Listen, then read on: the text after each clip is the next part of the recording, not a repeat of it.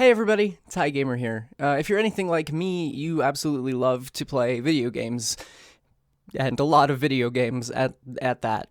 But more importantly, the question on my mind lately has been, why do we play video games? What drives us to play video games? And I want to answer part of that question in this video here today. No matter what console you play on, it's pretty easy to assume that you have achievements and or trophies, unless you play on specifically Nintendo consoles only, because I guess they still don't believe in achievements, which is totally fine. But for me personally, I absolutely love achievements. But today I thought I would tell you a little story about one that eluded me for at least 5 years. And that trophy is in a game that I've mentioned several times, both on Twitch and my YouTube channel here.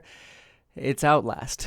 To nobody's surprise, I've got a lot of Outlast videos planned. I'm so sorry. I'm so sorry. When will he shut up about this game? You're probably wondering. Never. I won't. I refuse. I won't stop until it stops. And that will never stop. But yes, this is my story about the Outlast Lunatic Trophy and how it took me literally 5 years to achieve it, and the planning, the absolute muscle memory and memorization of all the different levels and areas in the game that it took to get this trophy, because it's a wild one. So sit back, relax, and enjoy the tale.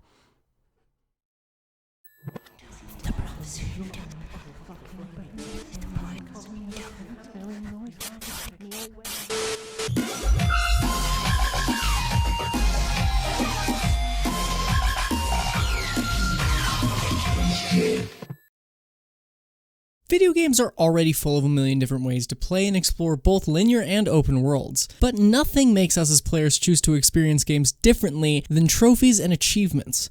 Regardless of what side of the console coin you play on, these milestones are many things, from bragging rights to hard-earned rewards, even going so far as to say they change how we as players play the game. But today I'm here to tell you a tale about a time I fought tooth and nail to achieve one of these digital beauties. And even though the title we're talking about today is a reoccurring one for the channel, Outlast is not an easy game to complete. That said, the game is short, coming in at around 4 to 5 hours of playtime, and is packed with loads, and I mean loads, of spooks and scares. But while the appeal of Outlast for most is its horrific spectacles and loud men with knives, for me it's making sure I've done every single thing it has to offer. But before we get into that, let's rewind a bit.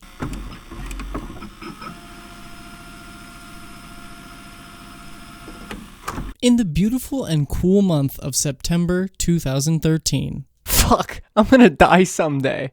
Observe how my hair is now shorter. I understand that this will be a problem for continuity, but I needed a haircut and got one. This message has been brought to you by Hair.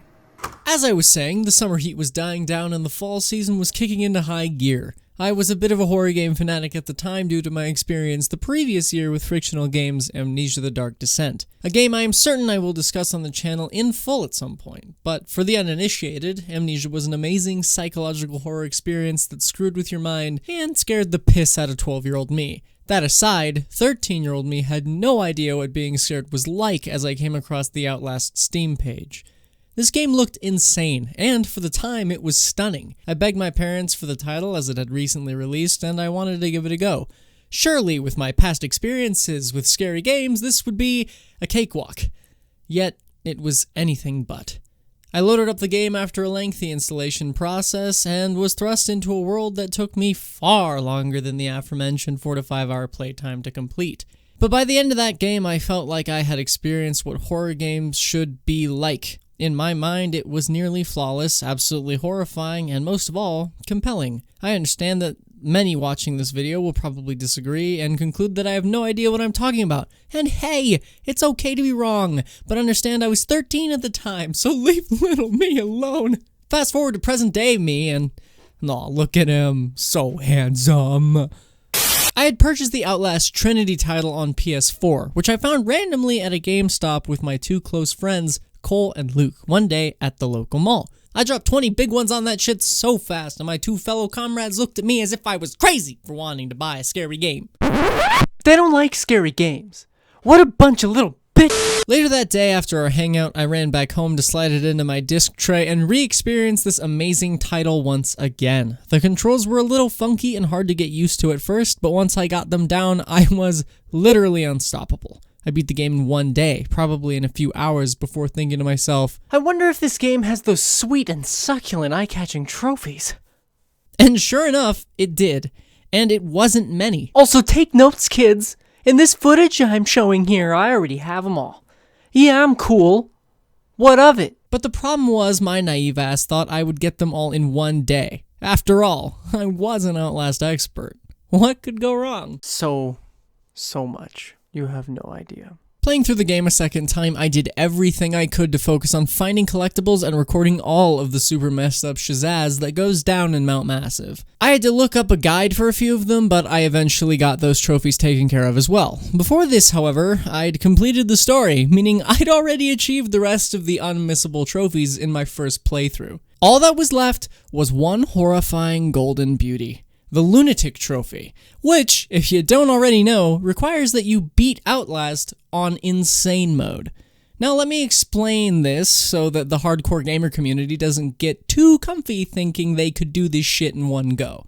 Insane Mode in this game is nearly impossible without almost photographic memory of every single level, encounter, and puzzle. Oh, you also only get 2 battery slots as opposed to the normal 10, and if you die, you go straight back to the beginning. Not so doable now, huh? And when I tell you that I was cocky, that is a massive understatement. I had actually thought to myself that since I'd beaten the game twice already, this would be a walk in the flippin' park, bruh. Yeah, I died about the first 30 times I tried this. So, like any normal person, I rage quit for the day.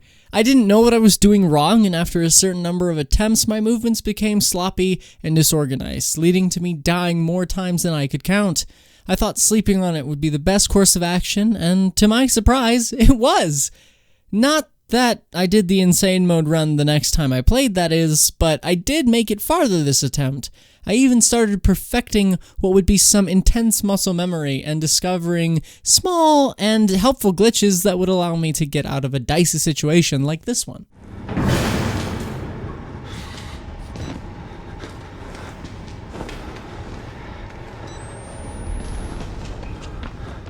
And then I got to thinking, what if I could stream my attempts live? Maybe with the help of my friends and an audience to cheer me on, I'd crush this challenge in no time. And once again, I would be wrong. Thanks, me. As I was saying, I decided to live stream my attempts over on Twitch, and while it went well a lot of the time and strengthened my knowledge on the game, I continued to die just before the end. Every time. It got to a point where I would give up quickly and stop trying for months at a time, and for a few years, this trophy was just out of my reach. That was until I decided to go live once more in the summer of 2017. I had raced through the game's intro, escaped Chris Walker's lipless fucking face, and gotten to the final area of the game. My heart was racing, and I had people in the chat cheering me on.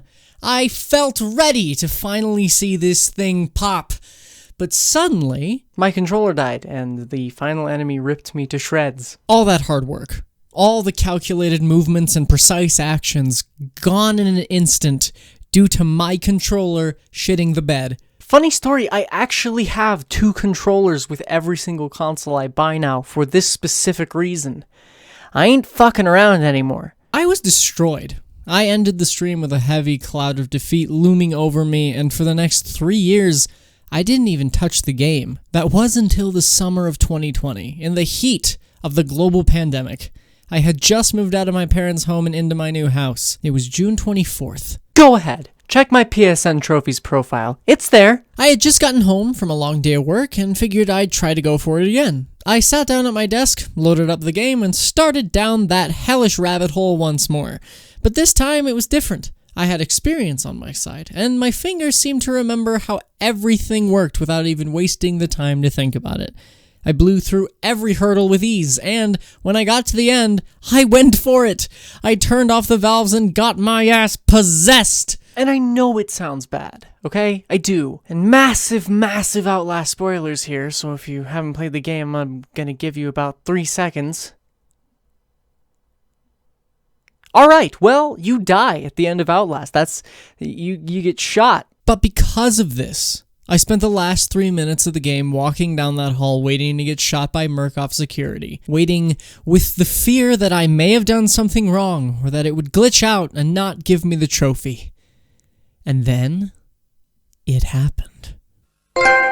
A sigh of relief fell over me like a warm summer breeze, followed by a heavy metal soundtrack that followed me through the rest of my day. I felt unstoppable, probably because I'd achieved something that for most people seemed nearly impossible. And a year later, on the 4th of February 2021, I achieved the Bowel Whistler Trophy, which is for completing the game's Whistleblower DLC on Insane Mode as well. All in all, this was a journey unlike any other in my achievement and trophy hunting career, and was worth every second I spent on it. Achievements and trophies help us share what we love with the people around us and allow us to experience games in a whole new light. They add depth, story, and in some cases more content to an otherwise short experience.